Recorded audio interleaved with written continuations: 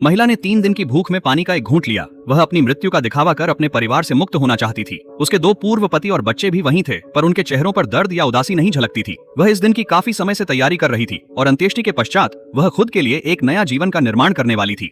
कुछ माह पहले जब फायरा अब भी एक अमीर महिला थी, उसने इस ब्रांड के एक स्कार्फ पर नजरें डाली थी। इसकी अद्वितीय सुंदरता ने उसे मनमोहक कर दिया, किंतु लगभग $20,000 की कीमत ने मासिक $15,000 कमाने वाली फायरा को चकित कर दिया। वह इसे खरीदना चाहती थी, पर अंततः छोड़ना पड़ा।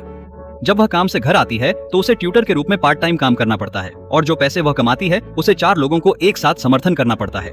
ट्यूशन के बाद वह उन सभी के लिए खाना बनाती रहती है। इस समय उसके बच्चे रोज पैसे मांगते हैं, लेकिन जब उन्हें पैसे मिल जाते हैं तो वे चले जाते हैं, यह महसूस किए बिना कि उनकी माँ के लिए जीवन यापन करना कितना कठिन है।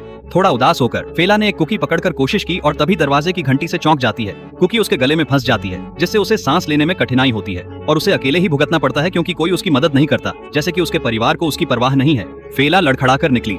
होज और उल्टी उसकी सीने में जकड़न से भी बदतर थी, जिसे उसने दृढ़ता से सहलाया और यह सशक्त महिला सांस लेने में सफल हुई। धीरे धीरे फेरा बैठ गई और उसके उदास मन में और अधिक कष्ट हुआ जब उसने अपने आसपास अपने स्वजनों को हंसते और खेलते देखा और महसूस किया कि वह सिर्फ एक उपयोग की जाने वाली चीज थी। फेला खड़े होने के लिए जूझती रही और आखिरकार एक स्टूल पर बैठने में सफल हो गई।